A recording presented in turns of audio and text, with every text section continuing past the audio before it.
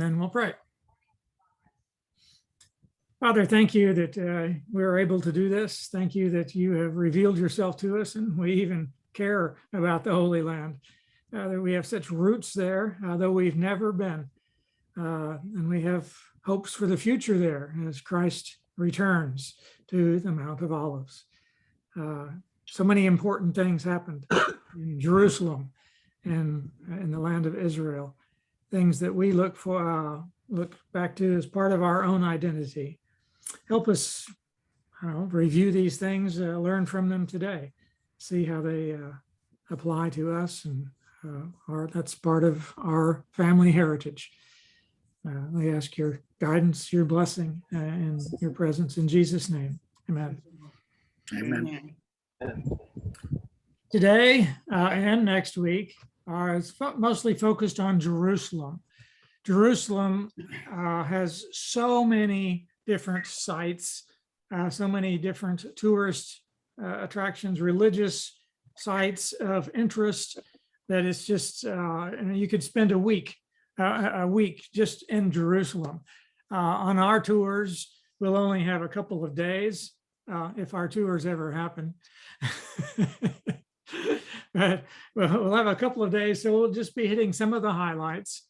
And of course, when we look back to scripture, we see lots of stuff going on there. So, today or this evening, we'll be looking at Old Testament Jerusalem and Herodium, Bethlehem, Mount of Olives. These are some of the things around Jerusalem. Next week, we'll be focusing on Jerusalem in connection with Jesus. So, we can't hear you.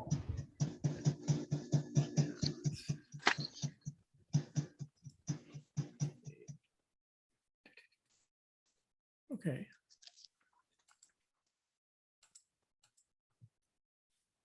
Jerusalem is first mentioned, or what they think may be the first mention of Jerusalem, is in Genesis 14. Abraham returned from defeating Kedorlaomer and the kings allied with him. He had a little bit of a war, a skirmish.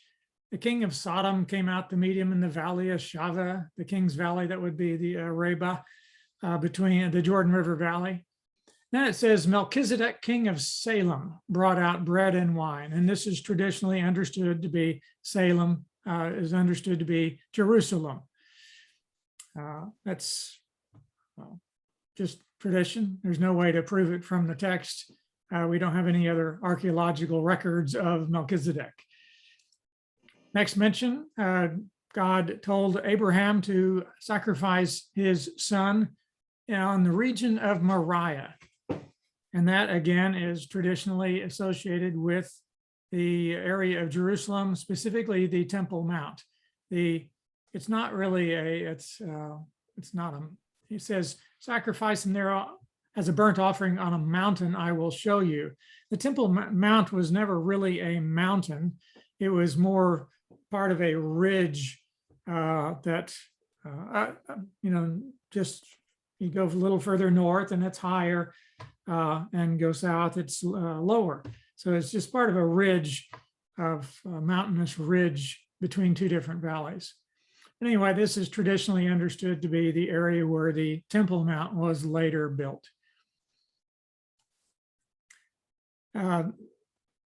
Jerusalem is mentioned by name a little bit later. This is Joshua 10. Adoni-Zedek, king of Jerusalem, heard that Joshua had taken the city of Ai and totally destroyed it. So Adoni-Zedek allied with some of his some neighboring cities, verse 4, and he says, come up and help me attack Gibeon. He says, because it has made peace with Joshua and the Israelites.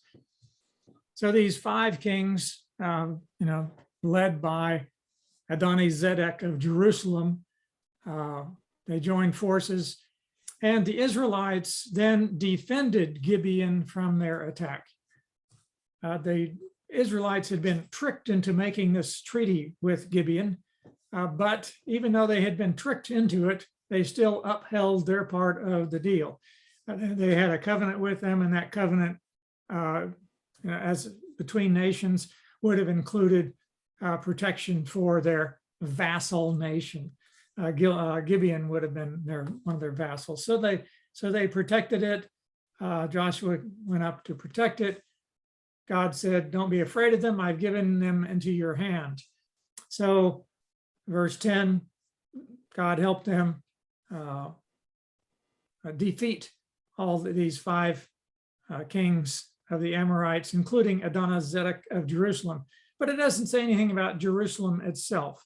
It doesn't say that the Israelites entered Jerusalem.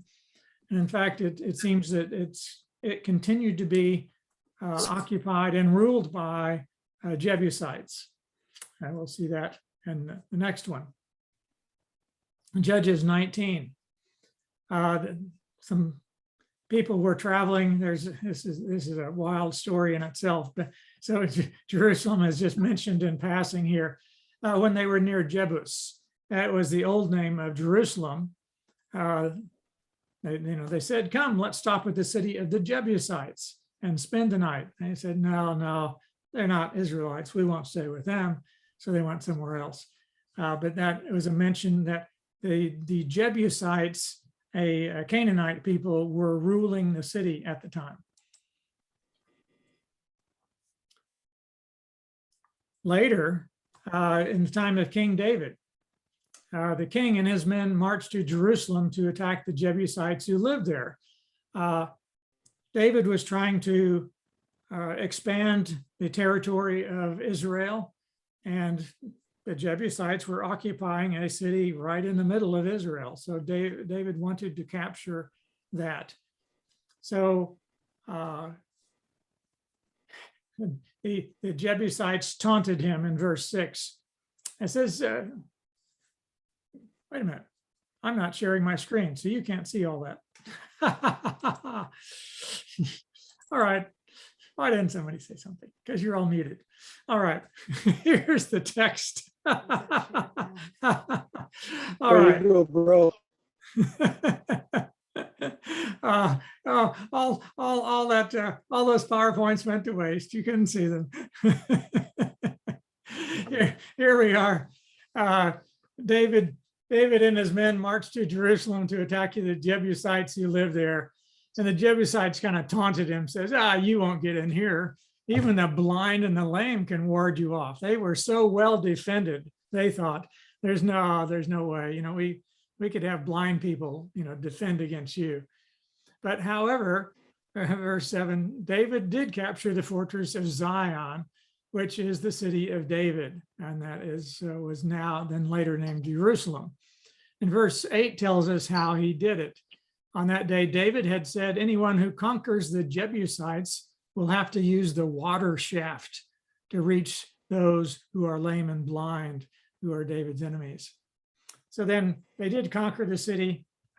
Joab went up the water shaft and conquered the city. And we'll see that water shaft in a little bit. Now, Jerusalem had a very strategic location for David,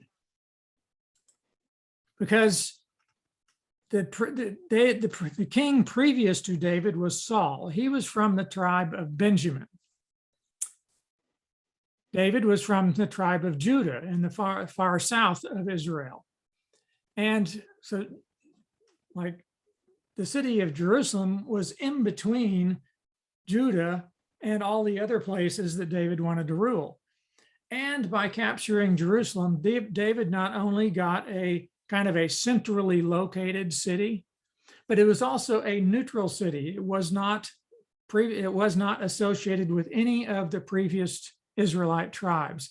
It had neither been occupied by Judah, nor Benjamin, nor anybody else. So David picked kind of a neutral city in order to be a king over all the 12 tribes. So it was strategically advantageous in several ways for David to put a priority on capturing this city. This is a kind of a topographic view of the area. And you can see some yellow outlines there. This is where the present day city walls, which were really built in the 1,000 years ago, in the time of the Crusaders. They were the ones who built the walls, but those kind of define where the old city of Jerusalem is.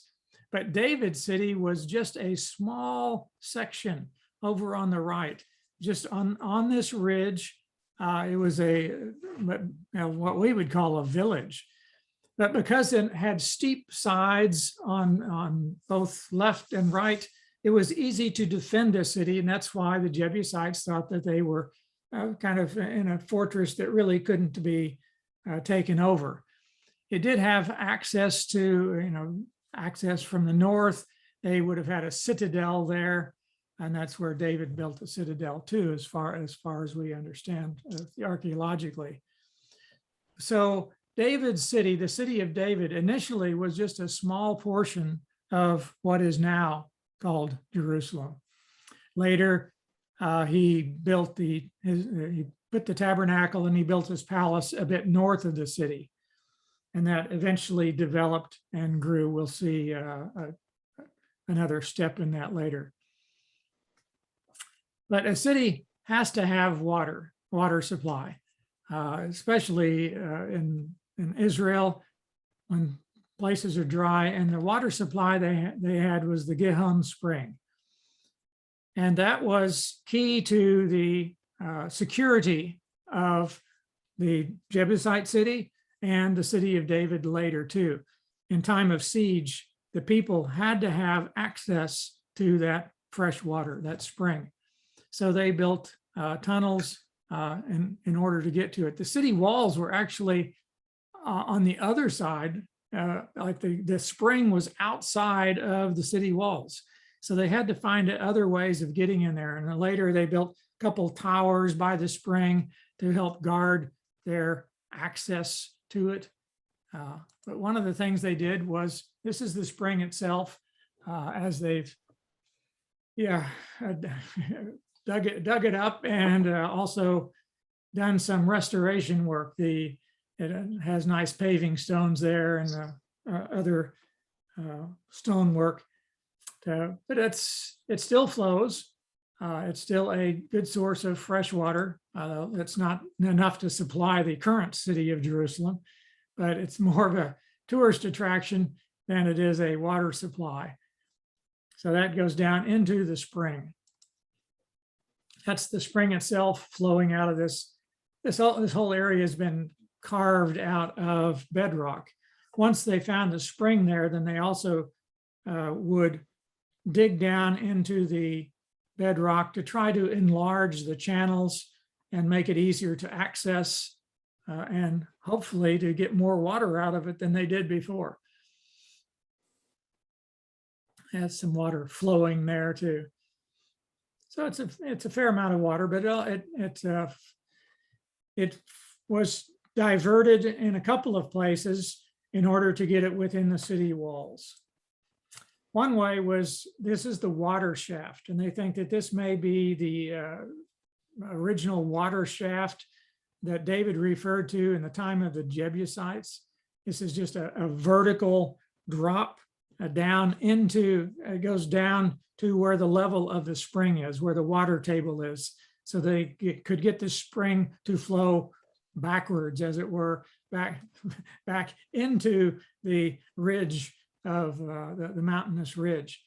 And this shaft went down to where they could then access it. Now, obviously, this was not a very good way to get your daily water supply.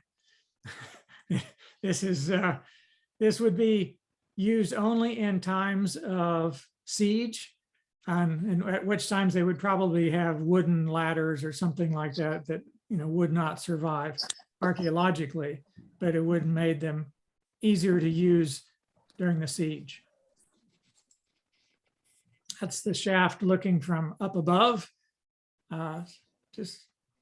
You kind of need cave exploration equipment to do some archaeological work in Israel. Here is another development in the city of Jerusalem is that David brought the Ark of the Covenant to Jerusalem.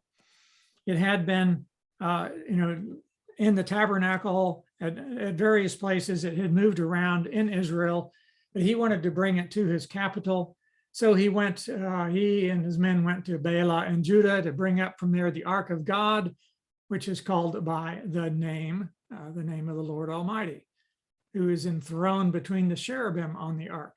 So they set the Ark of God on a new cart and brought it from the house of Abinadab, which was on the hill. And that's a story too, how they were not carrying it properly on a cart, an ox-drawn cart. They should have carried it on poles between two people's shoulders. But anyway, so things did not go, work out the way they wanted to, but eventually they did bring the ark and bring it inside the tent that David had pitched for it. This was probably north of the city of David, near where somewhere in the middle of where the Temple Mount is, at a slight rise there, which is, and we'll see that a little bit later.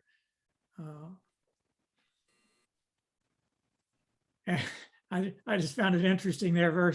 David had this big celebration, and then verse 19, he gave a loaf of bread, a cake of dates, and a cake of raisins to each person in the whole crowd of Israelites. This was rewarding them for coming, I guess. But all of these were simple gifts of food, and it kind of shows the poverty of the nation at the time. This was a gift worth remembering, worth noting in the official records, that this was a pretty impressive gift to give to everybody in the crowd.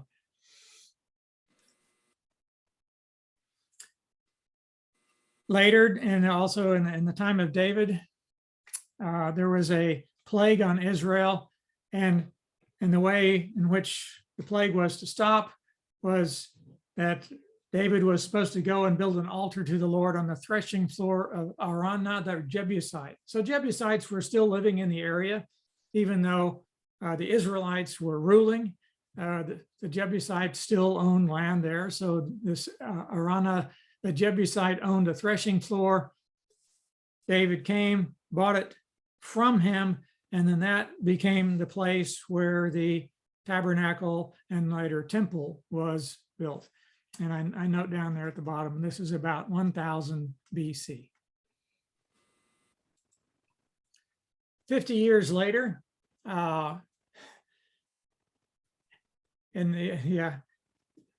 Solomon began to build the temple of the Lord.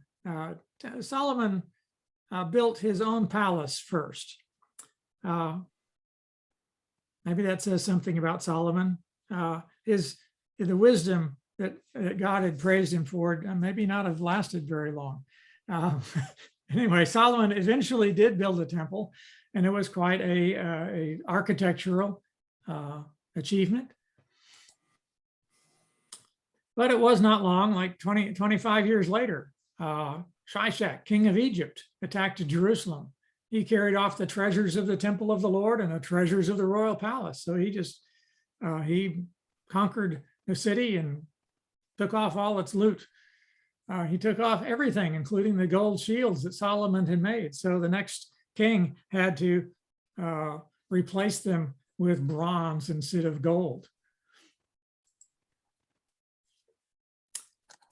And then later, Jehoram of the king of Judah had some hostility of the Philistines and of the Arabs who lived near the Cushites. They attacked Judah, invaded it, and carried off all the goods found in the king's palace.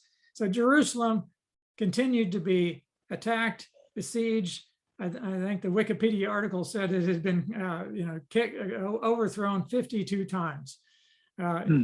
For a city that had, in some ways, had little strategic importance in itself, it was still hotly contested. There are other reasons for attacking it, mainly because it had become a center for the Jews. the capital city. In the year 785 BC, Jehoash, the king of Israel, captured Amaziah, the king of Judah. And Jehoash, the king of Israel, brought him to Jerusalem, broke down the wall of Jerusalem from the Ephraim gate to the corner gate. He took all the gold and silver, all the articles he found in the temple. So here, Israel was a nation that was an enemy of Judah, and they conquered Jerusalem. Later, it was the king of Assyria. He laid siege to the fortified cities, and he laid siege to Jerusalem. Now, the Lord rescued Jerusalem from Sennacherib. At that time, Sennacherib did not conquer the city, but Hezekiah had still made a lot of preparations to strengthen the city's defenses. Now, here's that same map, and I'm showing where the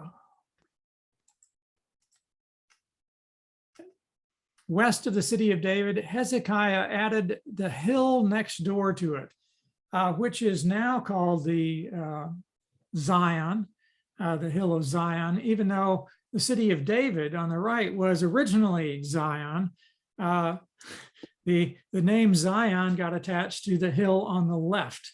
And because Sennacherib, king of Assyria, had invaded the northern tribes, a lot of the northern tribes, people fled from the north and came to Jerusalem for refuge. So the city expanded enormously, and that's why Hezekiah needed more room in Jerusalem.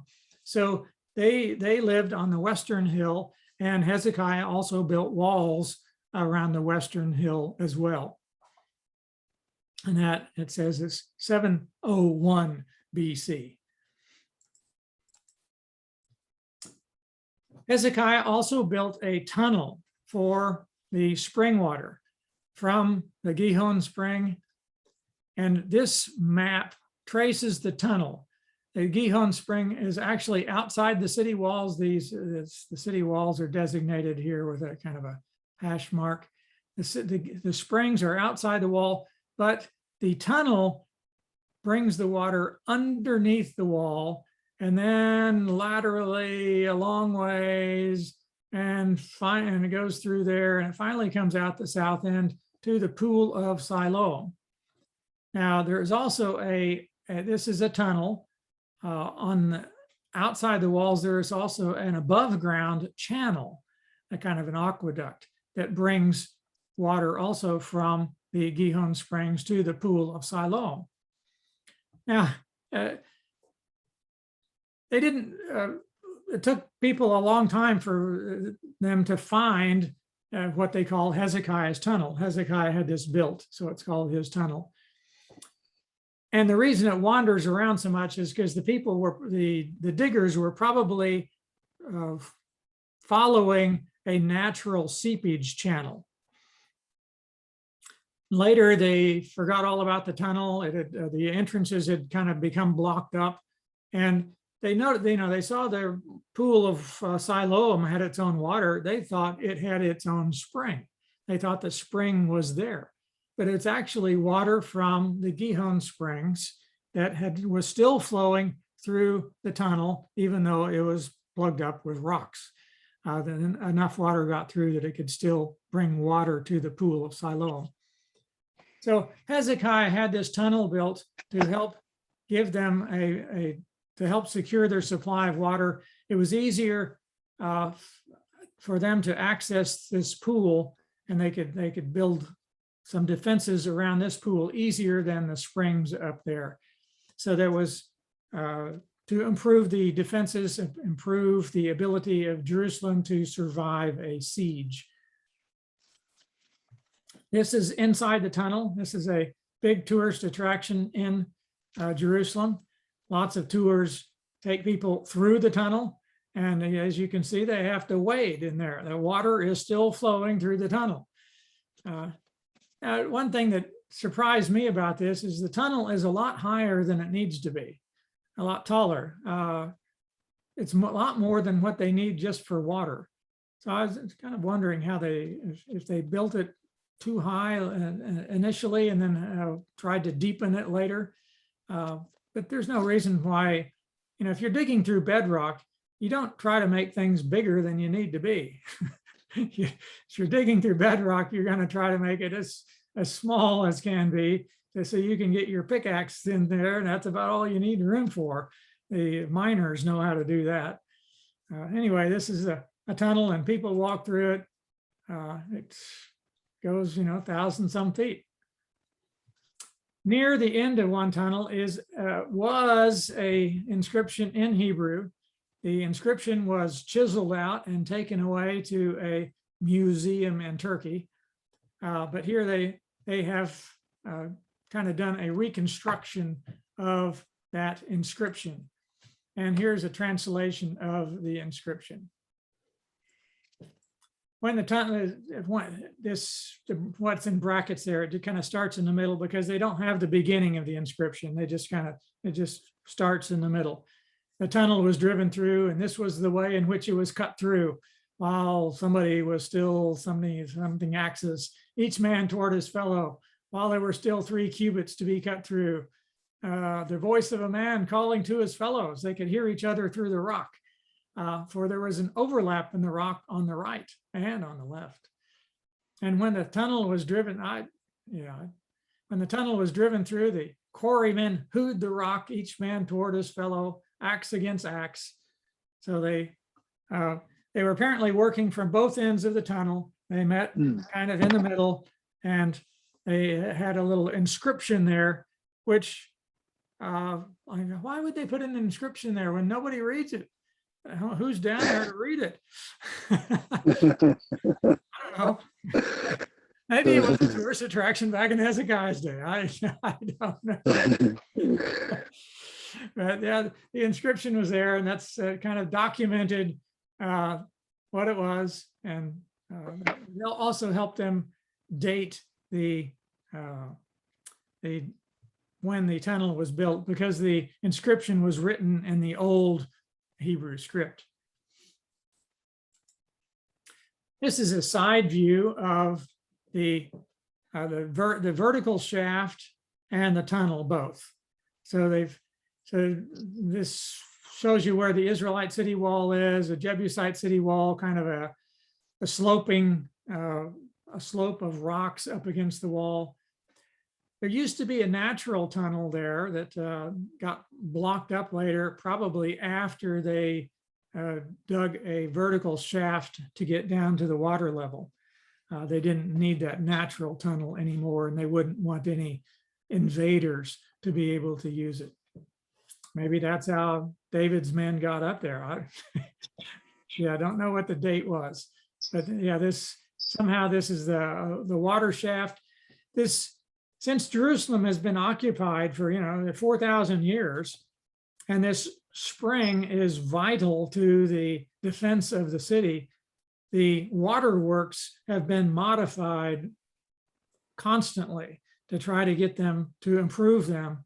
And it's hard to date some of all the activity that goes on with these waterworks and how they're built and when they were built. But there is a modern building there, and the photo you saw earlier is taken from the modern building to see the Gihon Spring. Now, this is the pool of Siloam at the bottom. Actually, this is what they used to think was the pool of Siloam. It's just a small pool, but when they were doing some excavation for some street works, they discovered a much larger pool that was the real pool of Siloam, and this is only like half of it. Much grander in appearance with the steps. Of course, it's deteriorated a bit over the years, and there's a kind of a mud bank along one side. But this shows some of the how it was developed. This is probably in the time of Herod. The pool of Siloam would have been developed, given greater grandeur. Well, let's go back to the Old Testament here.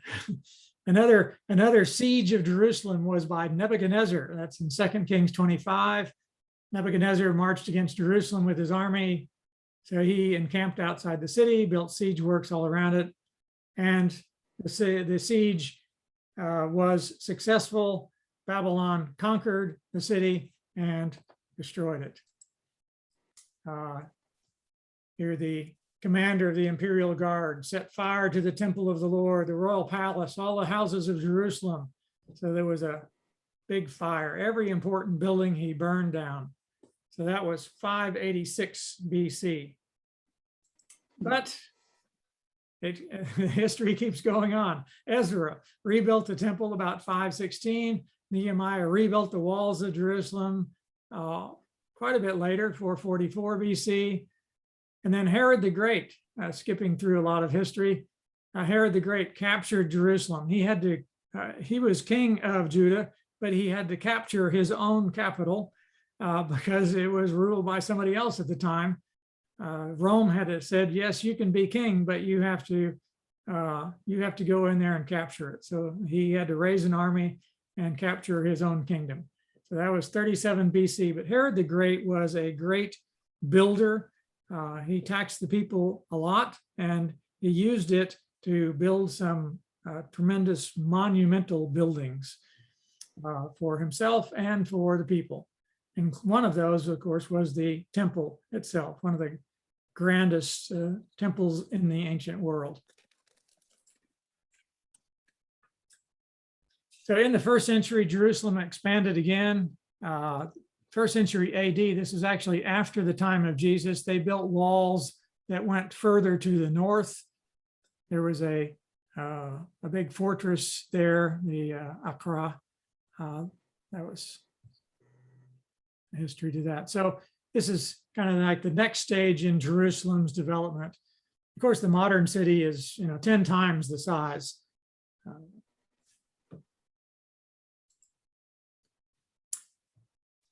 One of the places that we will be looking at is the Jerusalem Archaeological Park.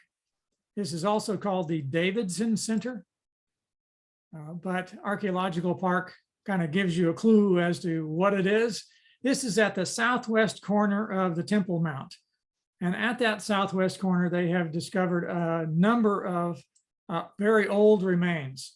This jumble of rocks was probably from the time of David, part of the defenses at the base of the city wall, that this slope of rocks would have made it very difficult for invaders to use battering rams or to bring up ladders to try to scale the wall.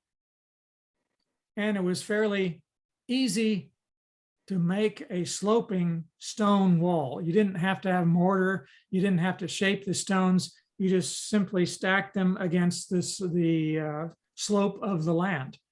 So it was an effective way for them to increase their defenses. So that was probably from about the time of David. There's a better constructed wall next to it from a later time. This is part of the archaeological park too. These would be, you can tell by the stonework that these are much later, probably from the time of Herod, or even the walls in the background are probably the Crusader walls from around 1200 AD. Rome knocked down all the walls as much as they could. Later, they were rebuilt and rebuilt. They knocked down, they rebuild them again.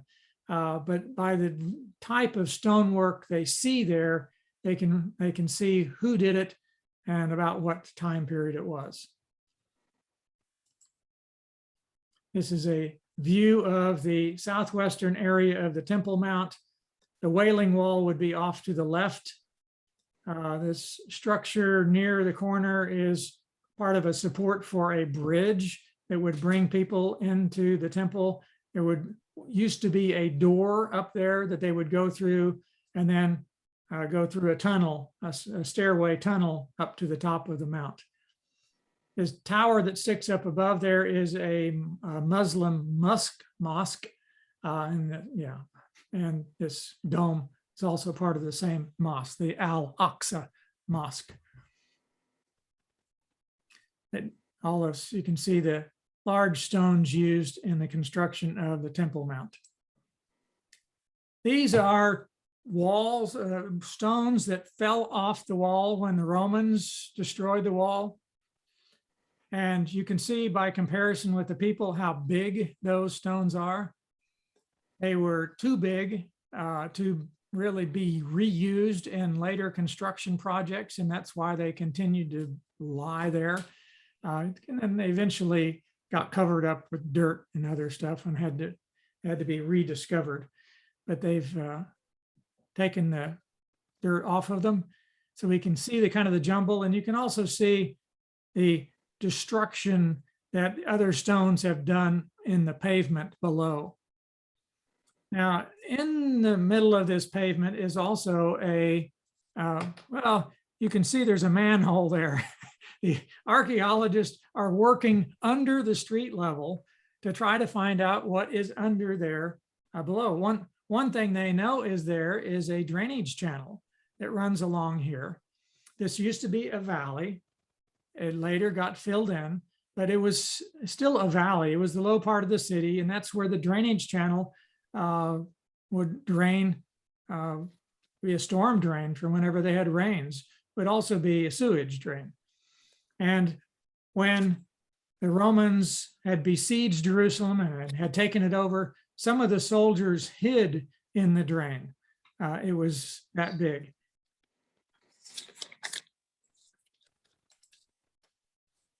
This is a view of the south side of the Temple Mount. You can see some arches that used to be access points for the Temple Mount. They would be stairways up to the top. The Crusaders filled them in, filled in the arches to increase the defensibility of the area. And I guess nobody ever decided to undo that. They're still walled up today. These are stairway into a ritual bath. It kind of has a divider between the left and right. People would go down one side unclean, and they would go up the other side clean. And they had the divider so that the clean or the unclean people wouldn't touch the unclean or the clean people. You had to have these separations here. This is on top of the Temple Mount. This is part of the mosque, big courtyard for them. Also on the top of the Temple Mount, this area is ruled, governed, policed by Arabs because because these are two of the most holy sites in Islam. This is the Dome of the Rock with the gold roof. Is not a mosque, but it's a shrine commemorating something about Abraham. I've forgotten now. But it's a huge plaza. This is the Temple Mount, and the Temple Mount in the first century when Jesus was there, the plaza would have been bigger than this. It was a really impressive archaeological place. Now we will go south. This is east of Bethlehem. It's called Herodium, named after, you can guess, Herod. Now this is a great place for a fortress. So that's what Herod did with it. He built a fortress on top. Herod was kind of paranoid. He built several fortresses for himself. He would have places where he could hide out, and if things went sour, he could go to this hideout or that hideout. People didn't always know where he was. So one of the places he could be, and he had this kind of a palace a fortress at the top, but he had a bit of a palace down below. And about halfway up, archaeologists think they have found what might be his tomb. It's still to be determined. This is an artist's reconstruction of what it would have been like. The fortress at the top, Jordan River in the background, but he had gardens and a huge swimming pool, bath complex down below. And most of the people, most of his servants would live down below. This is what the swimming pool looks like now. It's about 10 feet deep. That is a big pool. And it's had some kind of island in the middle. And there are ruins of the housing complexes off to this on one side of it. Underneath the fortress are caverns. They were originally access points for cisterns that he had to have a supply of water in case he was besieged. This is a cistern as well. More of the area that he built. This was not his main residence, but he sure made it grand. This is part of the ammunition they had at the top. Really big stones that they could roll down on people who were trying to attack. So they have found a few of these at the bottom of the hill as well.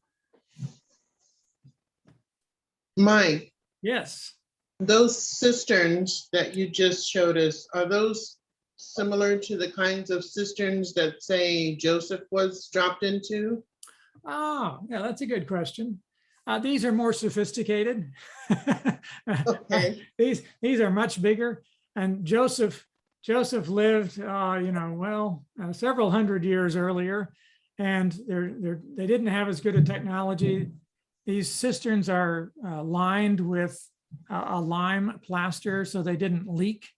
They were dug out of limestone, which is porous and would draw the water away. Joseph was probably put into a cistern that was much smaller. And, Okay. and I think in his case, it was dry. So it wasn't a very, very good cistern. Jeremiah talks about cisterns that don't hold water. If the plaster was cracked in it, then all the water would seep out. Interesting. I found this picture interesting because it shows two different styles of rock wall here. They've got some nicely shaped blocks, but the wall and behind it looks like it's more cement than it is big stone. They've probably built it two different times. And this area isn't being developed very well. You can see with some trash lying around. This is part of a mosaic floor at Herod's palace there at the Herodium. And I just figured out why it's part of it's darker than others. They poured water on it so that it would look better. You can see on the right there where it's dry, and the mosaics don't show up as well. Another mosaic. And this wall still shows some of the paint on the wall, some kind of fresco where they put paint into the plaster on the wall. But it's so deteriorated, it's pretty hard to tell what it would be. But it was all probably painted inside.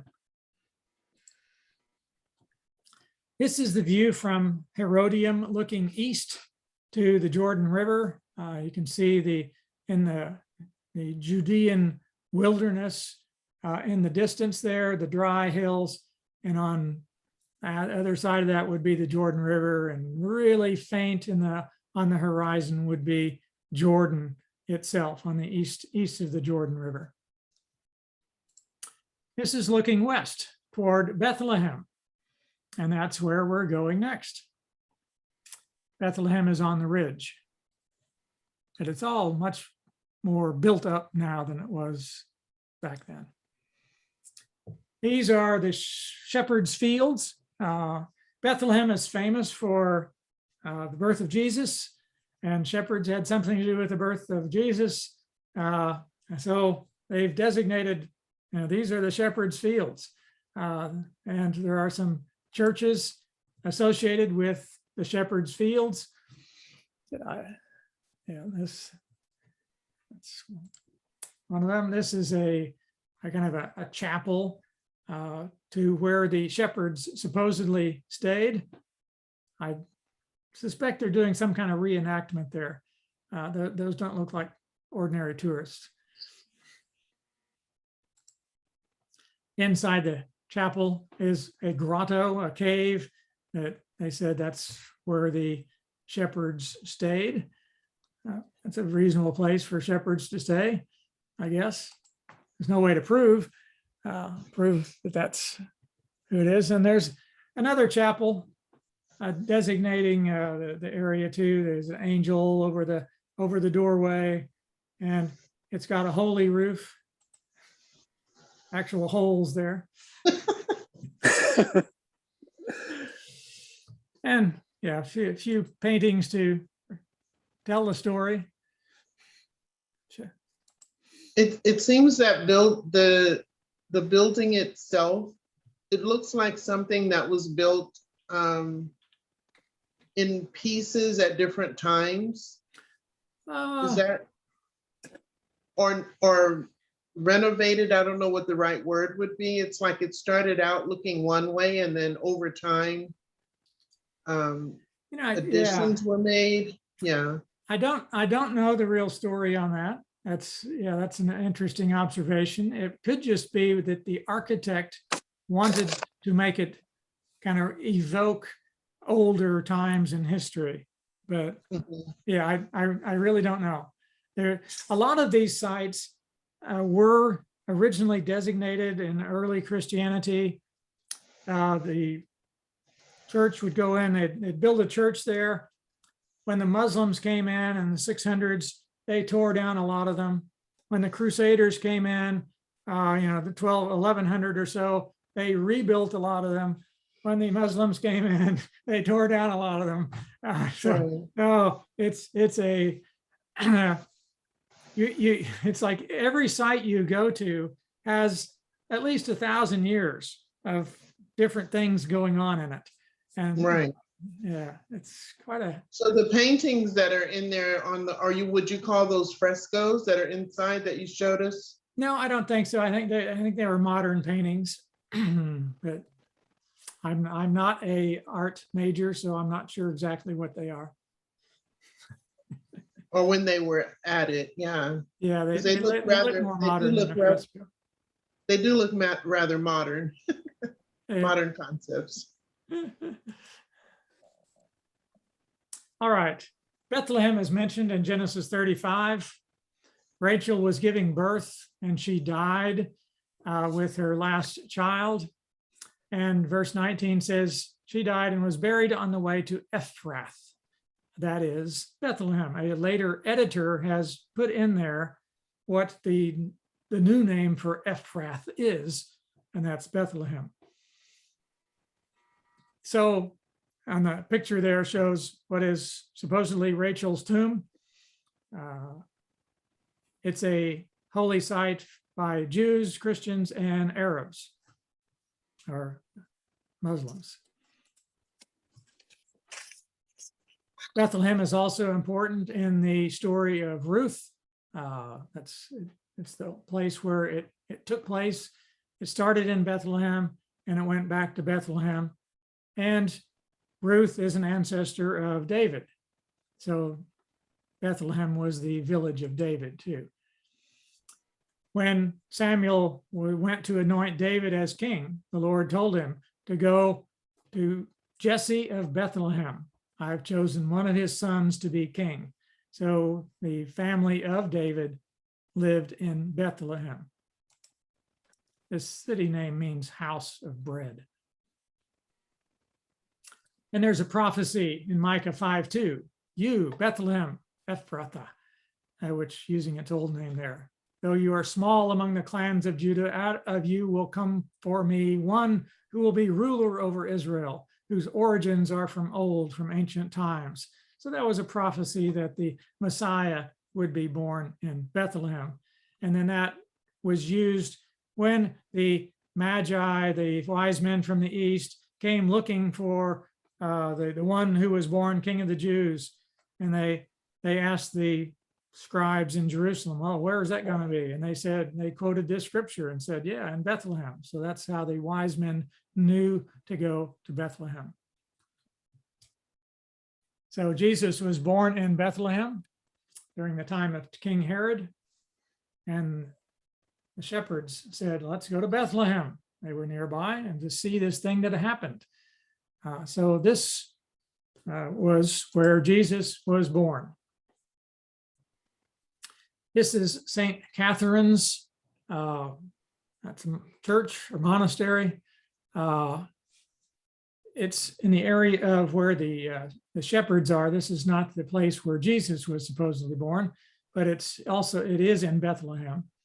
It's quite a nice looking church, well preserved. Of course, it's well done up here. It looks like for a wedding. It has a little shrine there for Saint Jerome, the one who translated the Bible into Latin. And he supposedly worked in this area, translating from Hebrew into Latin. And Saint Catherine is one who sponsored his work. This altar of Joseph, an altar dedicated to the innocents, the babies of Bethlehem who were killed by King Herod.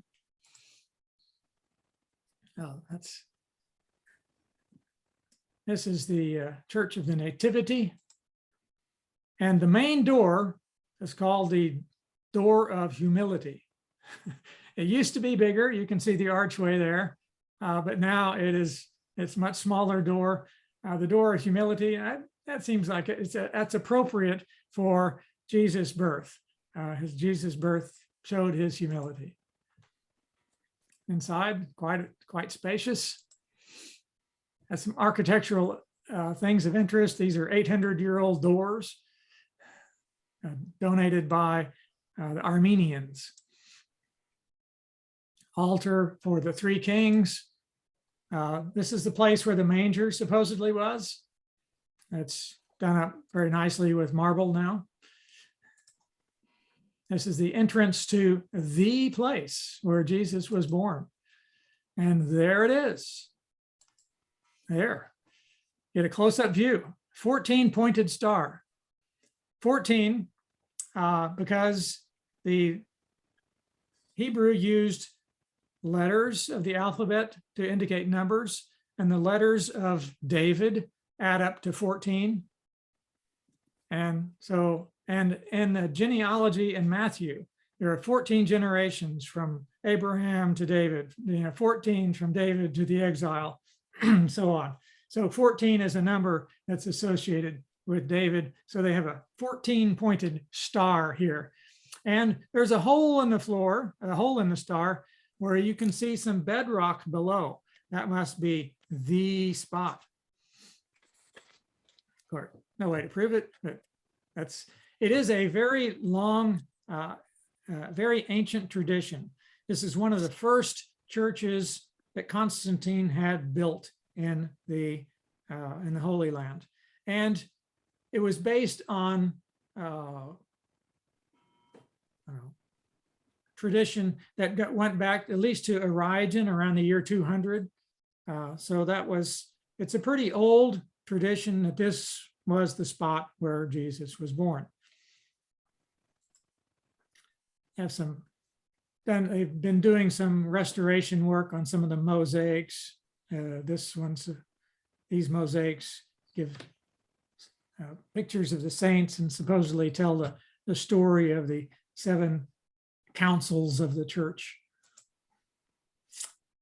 Nice carvings on the beams up there, and they've painted different saints on the pillars. Architecturally, it's a nice looking place. underneath the floor, they have a beautiful mosaic. It's like, here they had this wonderful mosaic, and somebody had the bright idea of covering it up. But they've also have some access panels in there so that you can see what it really looks like. Yeah, very nice, very nicely done.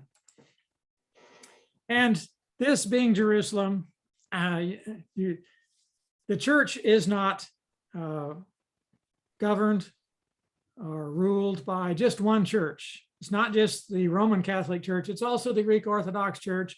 And these are Armenian priests, and there are other different segments of Christianity that have control over different parts or of the building or at different times. And so they've had to work this out. They all claim to that it's theirs, but they have to share it. The civil government got tired of them bickering and forced them to come to some kind of agreement on how to share these buildings that they all laid claim to. This is the Mount of Olives, but I only have 3 minutes left, so I can get to that next week. This starts getting into Jesus anyway, where Jesus was on the Mount of Olives overlooking the city of Jerusalem. And here, yeah, I'll tell you about that later next week. Does anybody have questions? Mike, Pastor- oh, go ahead. No, go ahead. Go ahead, Lee. Go ahead. I'm Cecilia. just curious, the point you just made about the different, I want to say denominations, but they're not, different churches that are sort of in conflict or had to have their conflict settled about who owns, was that the church that you were showing us?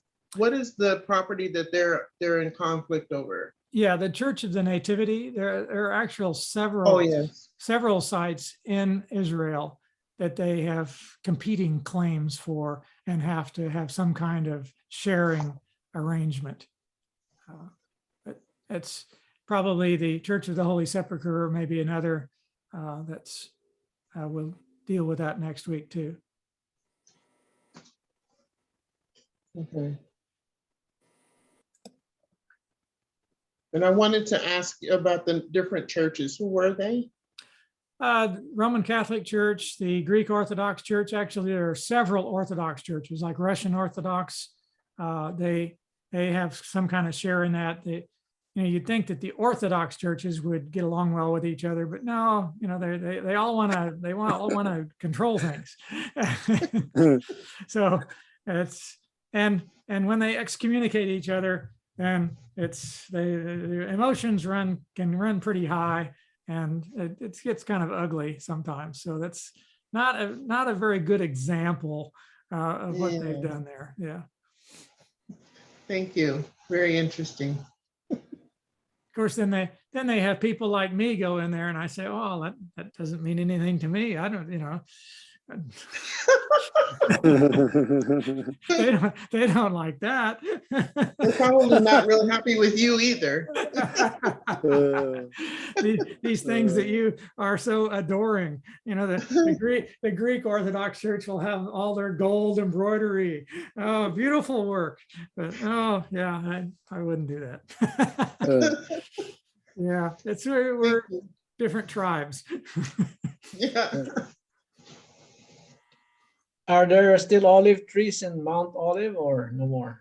Yeah, they're at the base. There are, but yeah, the top of Mount Olives is pretty well developed. Now, you can see. Well, you did see the picture there. Yeah. I'll just throw it back on there. Mount of Olives. All that white area up there is cemetery. Huh? Those are cemeteries. Wow. All the Jews and Muslims wanted to be buried on the Mount of Olives. So I don't know, that's for whatever reason. So that's a lot of the landscape is taken up with cemeteries. So there are a few trees, and I can see that some of them are not olives, but I know that a few of them are. The Garden of Gethsemane is on near the base of the Mount of Olives, and there's a lot of olive trees there. So we'll look at some of the churches on top next week, and we'll look to see if there's any olive trees there. Okay, thank you.